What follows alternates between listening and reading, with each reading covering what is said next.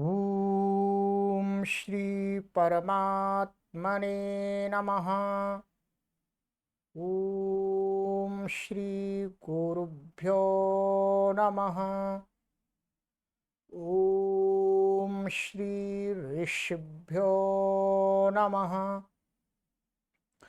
ॐ सहना भवतु सहनौ भुनक्तु सह वीर्यं करवावहै तेजस्विनावधीतमस्तु मा विद्विषावहै। ॐ शान्तिः शान्तिः शान्तिः। सर्वेभ्यो नमः। देववाणी संस्कृतं यूट्यूब चलदृश्यं प्रति भवतां भवतीनां च हार्दं स्वागतम्। मित्रों, अष्टाध्यायी भाष्य प्रथमावृत्ति षष्ठाध्याये तृतीयः पादः। आज से हमारा तीसरा पाद का आरंभ हो रहा है। ठीक है, और कक्षा संख्या उसी श्रृंखला की चलेगी। 70 कक्षाएं हमने पढ़ ली हैं। आज की जो हमारी कक्षा है वो 1/77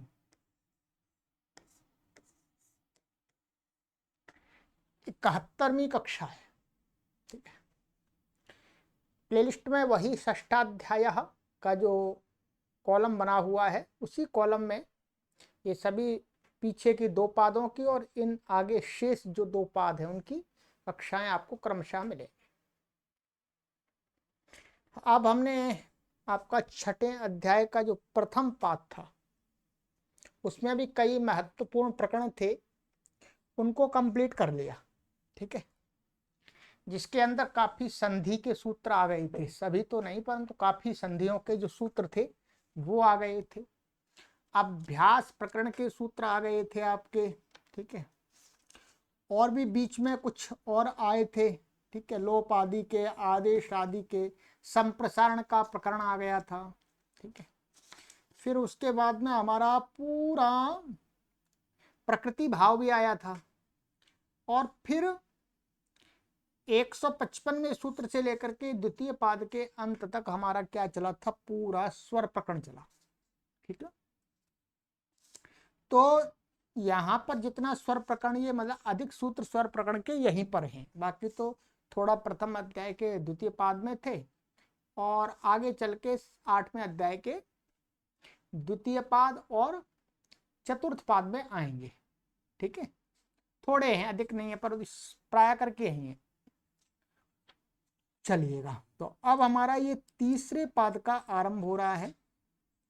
इसको उत्तर पद का पाद भी बोलते हैं। ठीक है, क्योंकि इस पे ये पूरा पाद है वो उत्तर पद के परे रहते ही कार्य करेगा। क्या? उत्तर पद के परे रहते। तो उत्तर पद के परे रहते का मतलब प्राय करके ये हो जाता है कि समास में हम पूर्व पद और उत्तर पद की उत्तर पद का व्यवहार करते हैं समास में, परंतु बीच में उत्तर पद में कुछ थोड़ा सा और भी आएगा। इसमें बीच में ये हमारा ये था, पूरा मैं बता दूंगा आपका, अष्टाध्यायी होगी।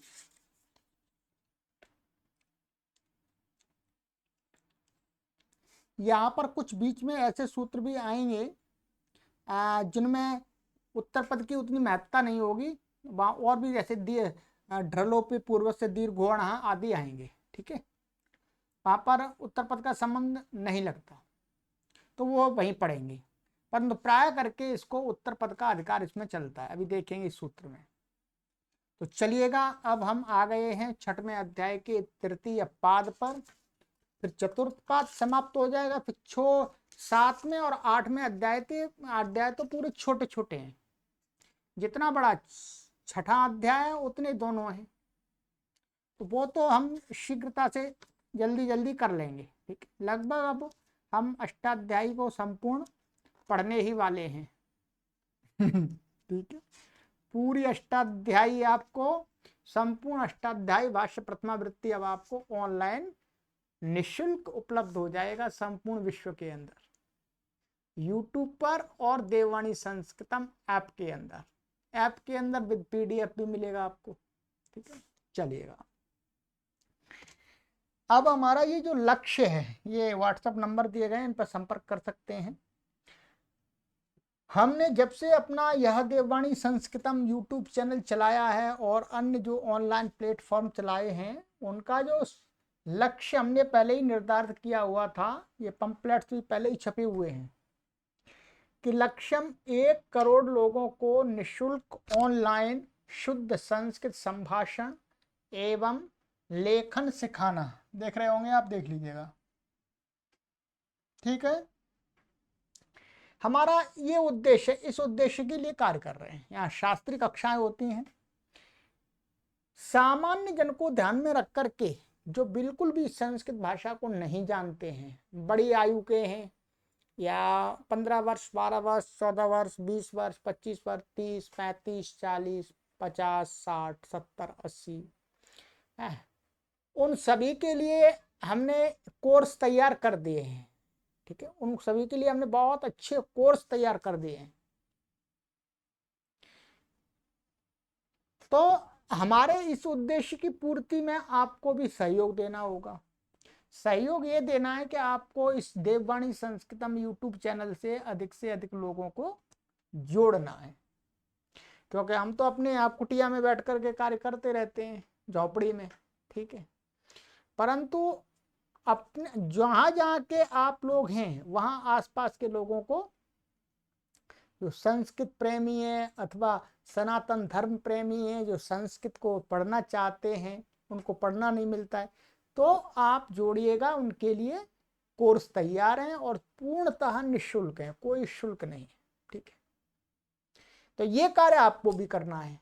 ठीक है, चलिएगा, ये नंबर दिए गए हैं, ये व्हाट्सएप नंबर दिया गया है। वैसे ये भी व्हाट्सएप नंबर है, कॉलिंग नंबर दोनों ही है। ठीक है, कोई बात नहीं, आप हमसे संपर्क कर सकते हैं।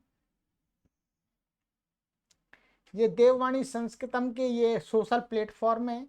ये देववाणी संस्कृतम .com वेबसाइट है, आप देख लीजिएगा। देववाणी संस्कृतम ई गुरुकुलम ये फेसबुक ग्रुप है, बहुत बड़ा ग्रुप है। ठीक है, देववाणी संस्कृतम ई गुरुकुलम ये टेलीग्राम चैनल है। देववाणी संस्कृतम ये कुटुंब ऐप है। देववाणी संस्कृतम ई गुरुकुलम ये ट्विटर है, आचार्य श्रवण कुमार के नाम से ये इंस्टाग्राम है। देववाणी संस्कृतम ई गुरुकुलम ये कू ऐप था, पर कू ऐप अब बंद ही हो गया। बंद हो गया तो हमारा भी बंद हो गया। ठीक है, और ये लिंक्ड इन है देववाणी संस्कृतम ई गुरुकुलम के नाम से, इन सभी से आप जुड़े। ठीक है, नोट दे, संस्कृत भाषा को संपूर्ण विश्व में जन जन तक ले जाने के लिए आप सभी देववाणी संस्कृतम यूट्यूब चैनल से अपने ग्राम, ग्राम पंचायत, उपनगर, नगर तथा प्रदेश के लोगों से सब्सक्राइब करा करके जोड़ें। ये आपसे निवेदन किया गया। ठीक है, चलिए इस पर ध्यान देते रहिएगा और स्वयं अच्छी प्रकार से आपको पढ़ना है। चलिएगा, तृतीय पादः अलुक प्रकरणम। अब ये अलुक प्रकरण चलेगा। इसमें अलुक का मतलब लुक नहीं होता है। चलिएगा, ये तो पहले भी थोड़ा ज्ञात है आपको, कई बार सूत्र आए हैं। सूत्र है हमारा आलुगोत्तर पदे।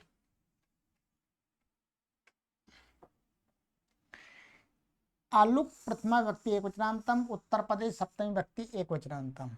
समास नालुक आलुक नहीं तत्पुरुष।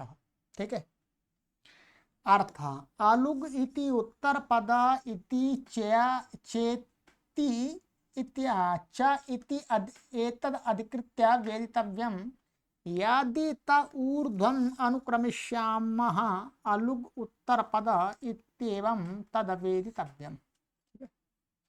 कहते हैं अलुक, इसमें से अलुक दो पद है, अलुक और उत्तर पद। अलुक का, अलुक और उत्तर पद की क्या है, इनका अधिकार किया गया है, ऐसा जानना चाहिए, अधिकृत किए गए। यदा इत माने यहाँ जो यहाँ से आगे अनुक्रमश्याम अनुक्रम अनुवृत्ति करेंगे तो किसकी करेंगे, अलुक उत्तर पद, माने अलुक और उत्तर पद इसको जानना है। कहाँ तक चलेगी अलुक की, कहाँ तक चलेगी उत्तर पद की, वो अभी बता देंगे नीचे। ठीक है, जैसे कहते हैं वक्षति पंचम्या स्तोकादिभ्य, ये दूसरा सूत्र आगे पढ़ेंगे, स्तोकान मुक्ता अल्पान मुक्ता, तो यहाँ पर ये पंचमी का अलुक हो गया है समास होने पर भी, जबकि समास होने पर इसका लुक होना चाहिए। ये अधिकार सूत्र है, क्योंकि अधिकार चलेगा, इसका अपना कोई उदाहरण नहीं है। अब देखिएगा अलुक का अधिकार इनका चलेगा छठवें अध्याय के तीसरे पाद का इसी में 23वें सूत्र तक। ठीक है, 23वां हमारा सूत्र है, मैं सूत्र भी बता देता हूं आपको।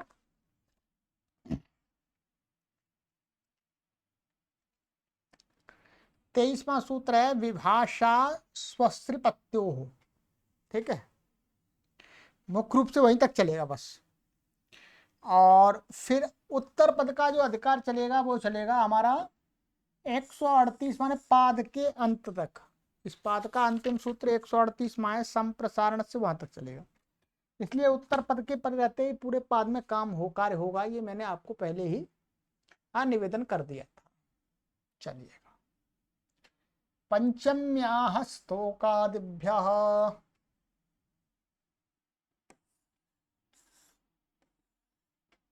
पंचम्याः षष्ठी व्यक्ति वचनांतम स्तोकादिभ्यः पंचमी व्यक्ति बहुवचनांतम समास। स्तोकादि येषां ते स्तोकादयः तेभ्यः स्तोकादिभ्यः बहुव्रीहि।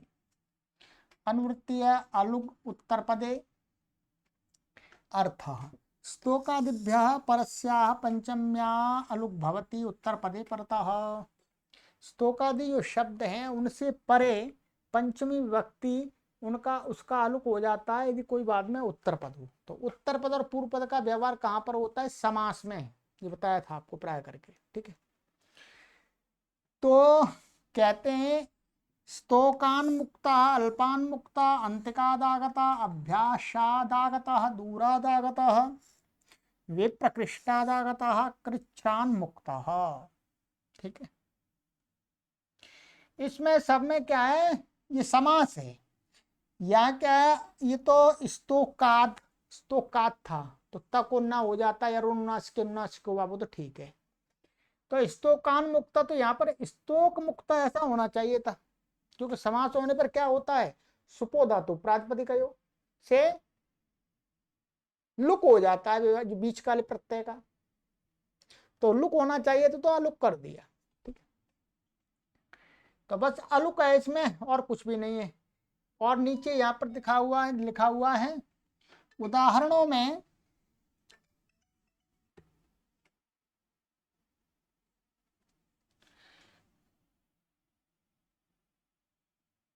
हाँ, स्तोकादि से स्तोकांत कदूरार्थ कृच्छ्रण इत्यादि सूत्र में कहे हुए स्तोक अंतिक आदि शब्द लिए हैं।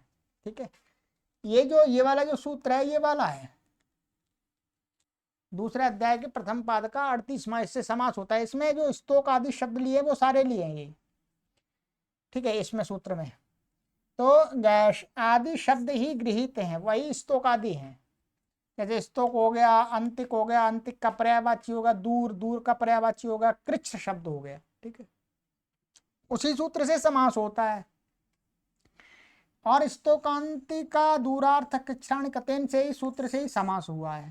ठीक है, करणे चास्तो काल्प इत्यादि सूत्र से क्या हुआ, यहां पर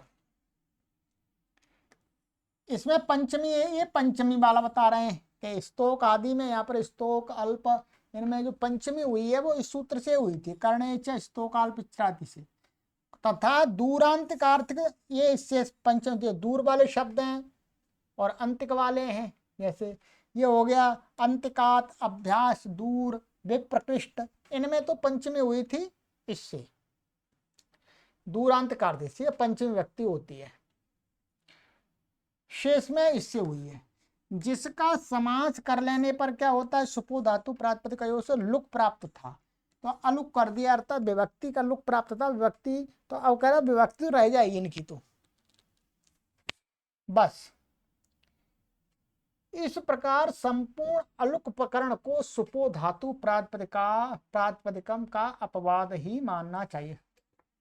ठीक है, क्या मानना चाहिए? अपवाद, क्योंकि उससे लुक प्राप्त होता है तो लुक का मना कर दिया। सिद्धियों में कुछ विशेष नहीं है, कुछ भी नहीं है, बस पंचमी का अलुक हो रहा है इसमें। स्तोकात, तो ये यरुन्नाच के नाचकवासी तक होना हो ही जाएगा, यहाँ पर भी तक होना हो जाएगा। ये झलाम जशवंत सिद्धा हो रहा है, यहाँ पर तक अभ्यासा दूरात। ठीक है, तो अलुक हो गया। कृच्छ्रात मुक्त, तो ये हो गया। ओजः सहोम्भस्तमसस्तृतीयायाः, ओजः सहोम्भस्तमसः पंचमी व्यक्ति वचनांतम, तृतीयायाः षष्ठी व्यक्ति एकवचनांतम समास। ओजश्च सहश्च अंभश्च तमश्च ओजः सहोम्भस्तमसः, तस्मात् ओजः सहोम्भस्तमसः। ठीक है, तमः, तम आएगा, तमसा आएगा, समाहार्दम समासः, तस्मात् तमसः, समार्दम समास होगा। ठीक है, जो तमस शब्द क्या है? ये सकारांत है, तो पंचमी में तमसः आ जाएगा फिर एक वचन में। अनुवृत्ति इसमें आ रही है अलुक उत्तर पदे। अर्थ ओजस सहस अंबस तमस इत्येतेभ्यः उत्तरस्याः तृतीयायाः अलुक भवति उत्तर पदे पड़ता। इन शब्दों से उत्तर ओजस सहस अंबस, ठीक है, और तमस, इनसे उत्तर जो तृतीय व्यक्ति है उसका अलुक होता है कोई उत्तर पदों में, समास में, तृतीय समास में कह सकते हैं। तो ओजसा कृतम, सहसा कृतम, अंभसा कृतम, तमसा कृतम।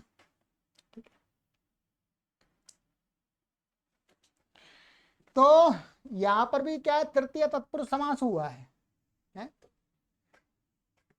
कर्तृकरणे कृता बहुलम। कर्तृकरणे कृता बहुलम क्या है? तत्पुरुष, तृतीय तत्पुरुष समास हो गया। तृतीय तत्पुरुष समास होने से अब यहाँ पर तृतीय जो टा है इसका लुक नहीं हुआ, टा रह गया है, बाकी तो कुछ भी नहीं है और। ठीक है, चलिए। मनसः संज्ञायाम, मनसः पंचमी व्यक्ति वचनांतम, संज्ञायाम सप्तमी व्यक्ति वचनांतम, अनुवृत्ति तृतीयाया अलुक उत्तर पदे। अर्थ मनस उत्तरस्यास् तृतीयाया संज्ञायाम विषय लुक भवति उत्तर पदे। कहते हैं मनस शब्द से उत्तर तृतीय व्यक्ति आएगी तो संज्ञा का विषय होगा तो उसका अलुक हो जाता उत्तर पद में, समास में। मनसा दत्ता, मनसा गुप्ता, मनसा संगता, ये किसी के नाम है तो मनसा ये तृतीया का अलुक हो गया, समास है। कर्तृकरणे कृता बहुलम से इसमें समास हो गया है। ठीक है, ये तो ये लुक अलुक हो गया। मनसा गुप्ता आदि किसी के नाम विशेष है। आज्ञायिनी च, आज्ञायिनी सप्तमी व्यक्ति एकवचनांतम च अव्यपदम, अनुवृत्ति आर्य मनसा तृतीयायाः अलुक उत्तर पदे। अर्थ मनसा उत्तरस्यास् तृतीयाया अलुक भवति आज्ञायिनी उत्तर पदे। मनस शब्द से तृतीय व्यक्ति का अलुक होता है यदि आज्ञायिनी शब्द होने, आज्ञायिनी शब्द उत्तर पद हो। ठीक है, आज्ञायिनी क्या है? आंग पूर्वक ज्या धातु से अणनी प्रत्यांत है, सुप्त जाता छिले से अणनी प्रत्यांत है शब्द, तो इस शब्द के पहले मनसा आज्ञातुम शीलम अस्य मना मनसाज्ञाई, मन से ही आज्ञा माने आज्ञा लेने के लिए मन से आज्ञा को ले लेता है, इसका स्वभाव है। ऐसा नहीं, दबाव नहीं, बिना दबाव के। तो ये क्या है? ये वास्तव में असंज्ञा के लिए है, ऊपर वाले से संज्ञा में प्राप्त था तो ये आज्ञायनी उत्तर पद होगा तो संज्ञा में, संज्ञा हो चाहे असंज्ञा हो सब जगह हो जाएगा। तो ये है, तो यहाँ पर लिखा हुआ है मन से तृतीय टा का अलग हो गया। असंज्ञार्थ ये सूत्र का आरंभ है। अब यहाँ पर लिख रहे हैं कि आंग पूर्वक ज्या धातु से तच्छील, तच्छील का अर्थ है सुप्य जातौ निस्ताच्छील्ये, तृतीय अध्याय के द्वितीय पाद में हमने पढ़ाया था। अर्थ में णनी प्रत्यय, णनी प्रत्यय हो जाएगा। यहाँ पर क्या मनस उपपद रहते हो, मनस मनस, ऐसा वास्तव में होगा ये मानस और ये ता और ये आंग पूर्वक ज्या धातु से णनी प्रत्यय हो गया, ऐसा स्थिति बनेगी। और यहाँ पर आतो युक्त कृतों से क्या हो जाएगा, इसको युक आगम हो जाएगा, यहाँ पर ज्या को णी के युक, तो ऐसे बन जाएगा ये, इनका तो संज्ञा हो जाएगी। तो न, ये इसकी भी संज्ञा हो जाएगी, ठीक है। और ये भी इसकी अण की भी हो जाएगी, तो इन बचेगा यहाँ पर। ये सब सिद्धि कर लीजिएगा, कोई बात नहीं, ठीक है। तो आज्यानी, अब यहाँ पर क्या होता है, यहाँ पर उपपद मतिंग से समास होता है, उपपद मतिंग से समास होगा। समास होने पर सुपो धातु प्रातिपदिकयोः, कृतद्धित समासाश्च सुपो धातु प्रातिपदिकयोः से लुक प्राप्त होगा। तो उस लुक को मना कर दिया कि यहाँ नहीं होगा, ठीक है। तो युक आगम होकर के आज्ञाई शब्द बनता है ना, आज्ञा इन बनता है, तो उसका प्रथमा रूप चलाएंगे तो आज्ञाई बनेगा। उदा मनसाज्ञाई, मन से जानने के स्वभाव वाला, अच्छा जानने से, ऐसे तो आज्ञा तुम मन से आज्ञा लेने के स्वभाव वाला, ऐसा भी कह सकते हैं। जानना लिखा है यहाँ पर, तो जानना भी ठीक है। चलिएगा, ये हो गया। आत्मनश्च, आत्मनः पंचमी व्यक्ति एकवचनान्तं च अव्ययपदम् अनुवृत्ति अलुक उत्तर पदे तृतीयाया। अर्थः आत्मनश्च उत्तरस्यास् तृतीयाया अलुक भवति उत्तर पदे परतः। आत्मन शब्द से उत्तर तृतीया व्यक्ति का अलुक होता है, कोई उत्तर पद परे हो तो। आत्मना पंचमः, आत्मना षष्ठः, आत्मा से पांचवा, आत्मा से छठवा, इनमें सब जगह में तृतीया तत्कृतार्थेन गुणवचन से समास हुआ है, ठीक है, योग विभाग करके। क्या योग, ये लिखा हुआ है, तृतीया इतना तोड़ देंगे सूत्र तो तृतीयांत का समर्थ सुबंत के समास हो जाता है। योग विभाग तो आपको हमने बताया इतिहास समास प्रकरण में। तो समास का मुख्य नहीं, यहाँ पर तो हमें ये देखना है, तृतीया आत्मा ना आत्मन, टा का अलुक हो गया, समास होने पर लुक प्राप्त था तो अलुक हो गया। तो यहां पर ये ध्यान रखेंगे कि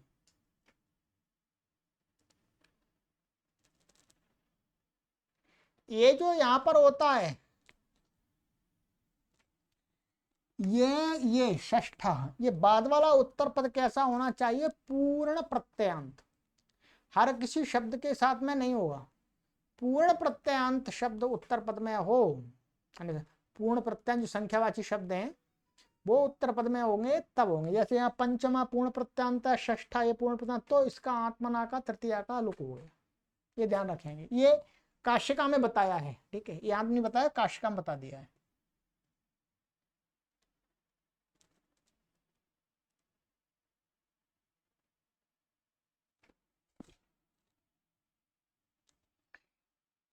वैयाकरणाख्यां चतुर्थ्याः परस्य च, वैयाकरणाख्यायां सप्तमी व्यक्ति एकवचनान्तं, चतुर्थ्या षष्ठी व्यक्ति एकवचनान्तं, परस्य षष्ठी व्यक्ति एकवचनान्तं च अव्ययपदम्, ठीक है। समास दिखाया वैयाकरणानाम आख्या वैयाकरणाख्या तस्यां वैयाकरणाख्यायां षष्ठी तत्पुरुषः। अनुवृत्ति इसमें आई है आलुक उत्तर पदे आत्मनः, इनकी अनुवृत्ति आ रही है, ठीक है। अब ये बहुत आपके लिए आवश्यक सूत्र है, वही सभी जो व्याकरण पढ़ने वालों के लिए, ठीक है।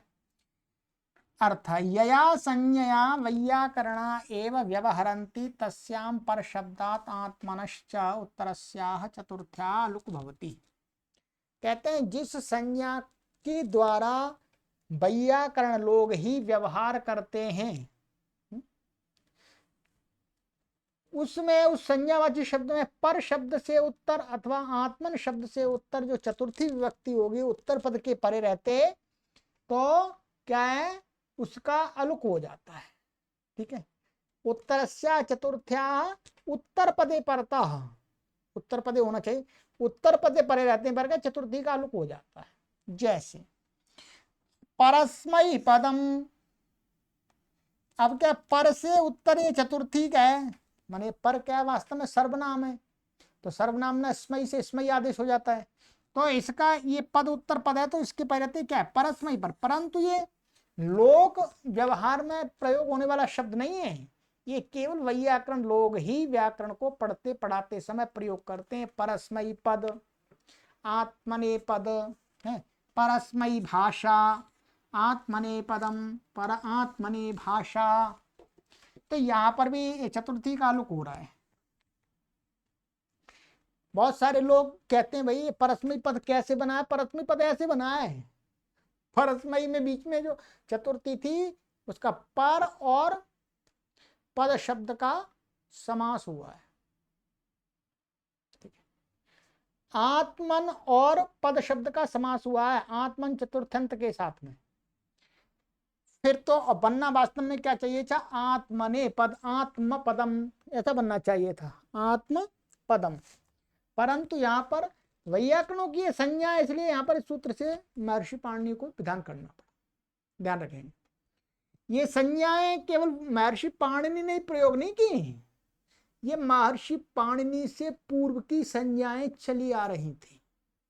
नहीं तो आपका महर्षि पाणिनि का नहीं, महर्षि पाणिनि से पूर्व के जो व्याकरण थे उनमें भी परस्मयी पद, परस्मयी भाषा, आत्मने पद, आत्मने भाषा शब्दों का प्रयोग वैयाकरण लोग अपने विद्यार्थियों को पढ़ाने में करते थे।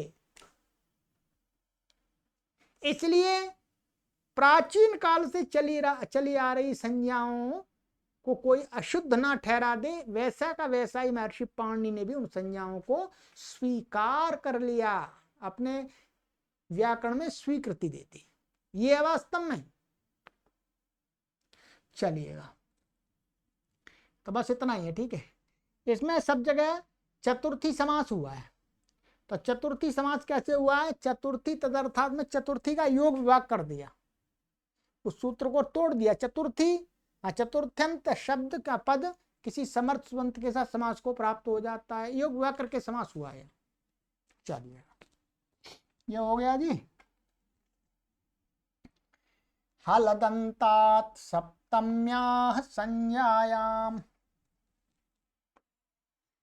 हलदंतात पंचमी व्यक्ति वचनांतम, सप्तम्याः षष्ठी व्यक्ति वचनांतम, संज्ञायाम सप्तमी व्यक्ति एक वचनांतम। समास हलचा अतचा हलत, समाहारो द्वंद्व, समाहार द्वंद्व माने हल, हल माने व्यंजन हो गया, अत माने ह्रस्वकार हो गया। हलत अंते यस्य स हलदंतः तस्मात् हलदंतात, व्यंजन अंत वाला अथवा ह्रस्वकार अंत वाला, तो वो हो गया हलदंता, तस्मात् हलदंतात, ये बहुब्रीहि है। अनुवृत्ति आ रही है अलुगुत्तर पदे अर्थ।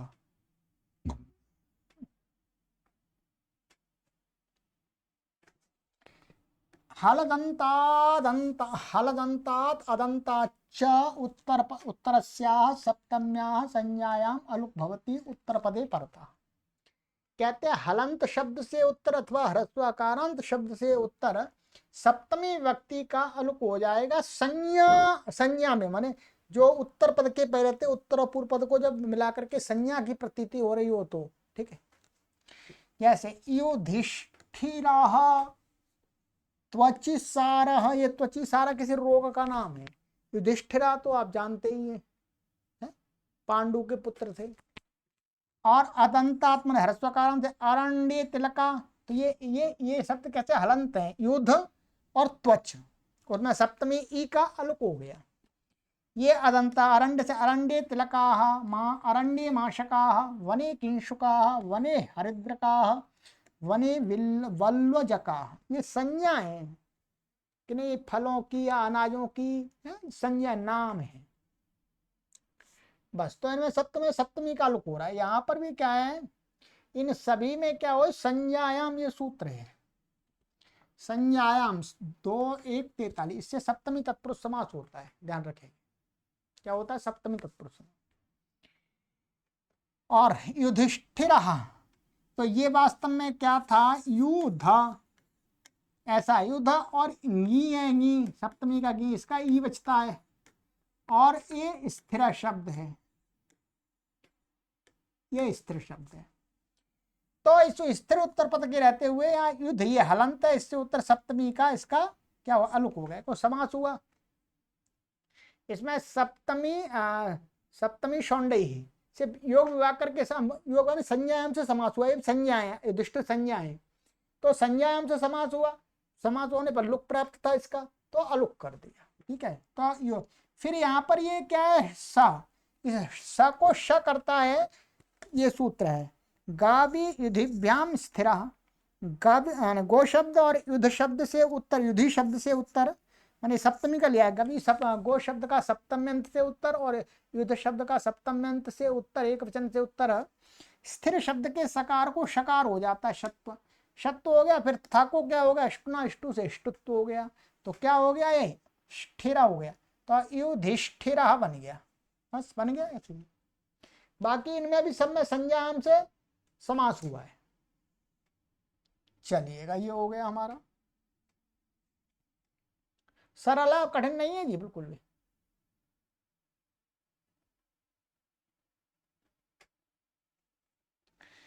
कारनाम्नि च प्राचाम हलादौ, कारनाम्नि सप्तमी व्यक्ति एकवचनान्तं च अव्ययपदम, प्राचाम षष्ठी व्यक्ति बहुवचनान्तं, हलादौ सप्तमी व्यक्ति एकवचनान्तं, समासः कारस्य नाम कारनाम तस्मिन् कारनाम्नि, षष्ठी तत्पुरुष, कार, कार बोलते कर, टैक्स, हल आदि यस्य स हलादि ही तस्मिन् हलादौ, ये बहुव्रीहि ही, बहुव्रीहि हो गया। ठीक है, ऊपर से अनुवृत्ति आ रही है, हलदंतात सप्तम्या अलुग उत्तर पदे, इनकी अनुवृत्ति आ रही है।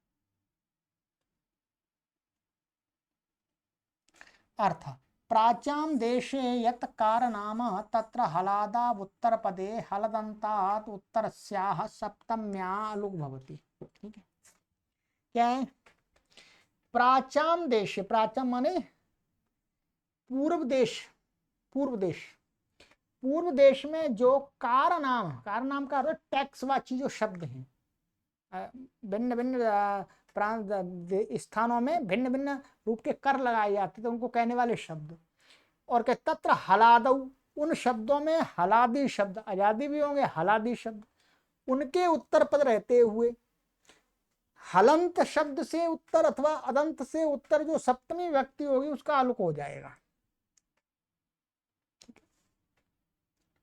अब देखिएगा यहां क्या हो गया, ये शब्द है स्तूपेशाण, ये क्या है, टैक्स के नाम है किसी टैक्स के, दृश्यति माशका, हले द्विपदिका, हले त्रिपदिका, ये टैक्स के नाम है। और ये टैक्स के कैसे नाम है, ये पूर्व भारत में प्रयोग होने वाले टैक्सों के नाम हैं। ठीक है, तो यहां पर क्या है, स्तूपे दृश्यति, ये सप्तमी अलुक हो गया। यहां पर भी क्या है, संज्ञायाम से समास हो गया, ऊपर वाला संज्ञायाम से समास हो गया, उसका लुक प्राप्त था, लुक कर दिया। तो ये तो हो गया आपका स्तूप अकारांत, ये हलंत हो गया, और हाले ये हल, ये अदंत हो गया, ये भी अदंत हो गया। ठीक है, अब यहां पर पढ़ लीजिएगा, इसमें थोड़ा विशेष है।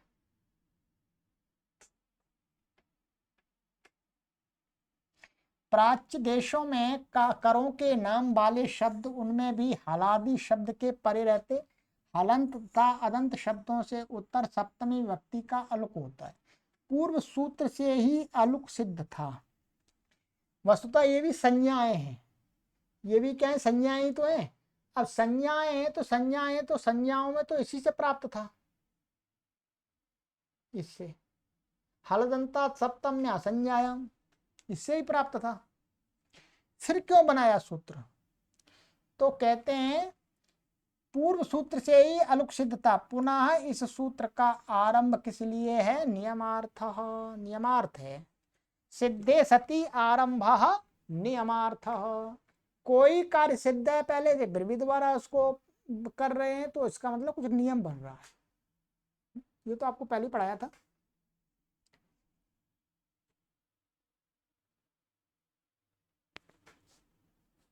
तो सिद्धे सती पुनः आरंभ नियमार्थ, तो ये परिभाषा है, परिभाषाएं भी पढ़ाएंगे आपको, बहुत आनंद आएगा आपको उसमें। इस प्रकार तीन नियम यहाँ होते हैं, तीन प्रकार की यहाँ माने इसको नियमित किया जाता है। कैसे?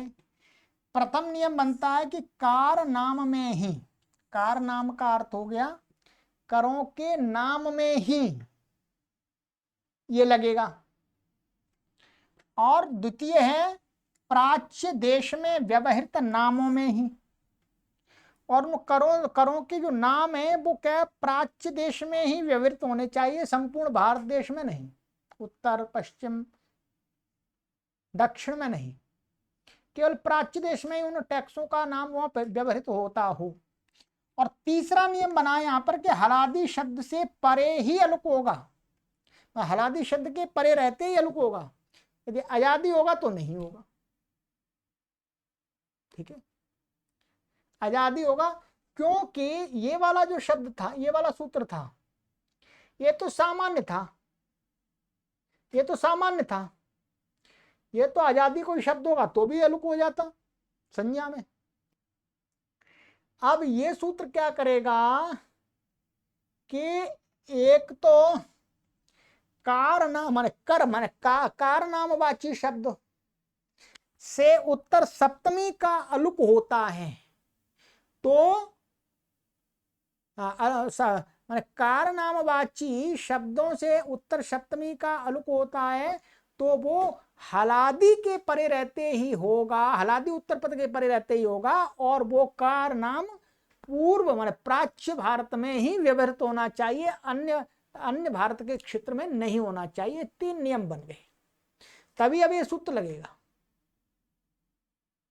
इसका मतलब हुआ कि अब ऊपर वाला जो सूत्र है वो उत्तर भारत, दक्षिण भारत और पश्चिम भारत, भारत की बात करेंगे, भारत बहुत विस्तृत था, तो उसमें जो करवाची टैक्सवाची शब्द हैं उनसे उत्तर अब अलुक होगा ही नहीं सप्तमी का, चाहे बेशक संज्ञा हो, अलुक नहीं होगा, नियम बांध दिया। ये 3 नियम यही कर दिए। ठीक है, चलिएगा, ये हो गया सरल, कुछ विशेष नहीं है। ठीक है, एक तो माने कर नाम वाच्य कार नाम में ही होगा, ठीक है, और किसी में नहीं होगा, प्राच्य देश में ही व्यवहृत नामों में ही होगा, और हलादी शब्द के परे रहते ही होगा। ये 3 नियम हमको घटा लेने हैं।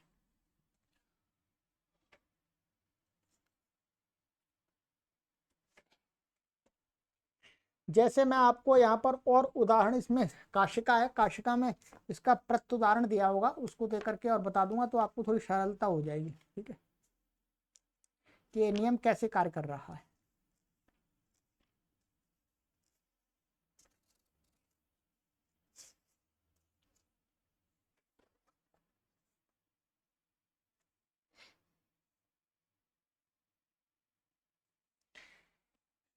जैसे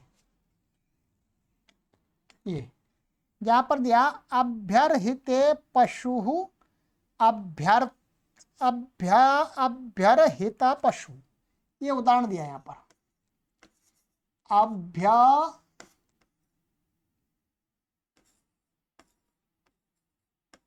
पशु, ये कोई ये है, तो यहां पर क्या हो गया, ये हमारा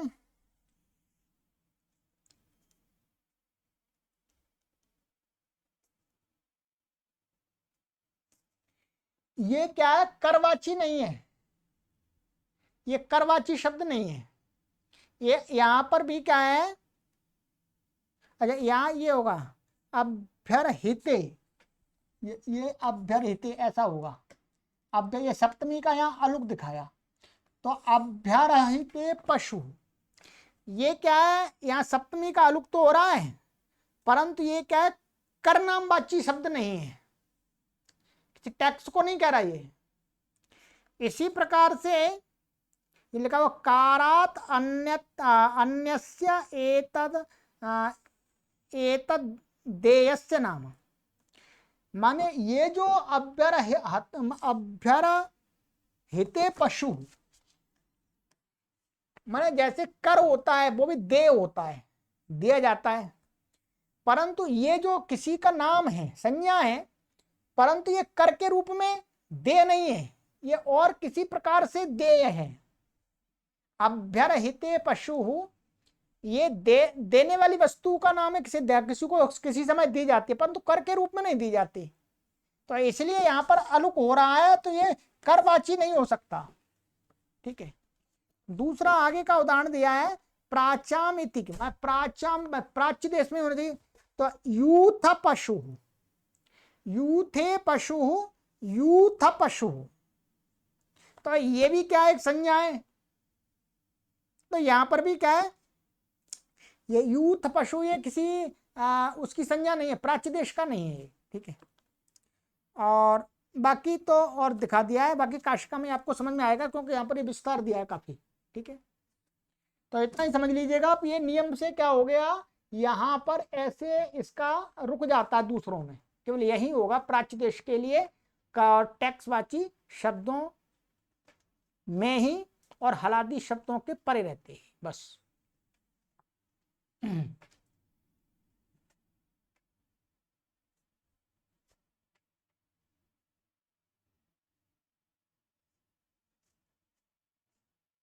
मध्याद गुरौ, मध्यात पंचमी व्यक्ति विभ्रांतम, गुरौ सप्तमी व्यक्ति विभ्रांतम। अनुवृत्ति सप्तम्या अलुक उत्तर पदे, अर्थ मध्याद उत्तरस्या सप्तम्या गुरौ गुराव उत्तर पदे अलुक भवति। कहते हैं मध्य शब्द से उत्तर सप्तमी व्यक्ति का गुरु शब्द के उत्तर पद रहते हैं अलग हो जाता है, मध्य गुरु हो गया। इसमें सप्तमी समास हो गया है, सप्तमी योग वा करके समास कर दिया है। चलिए,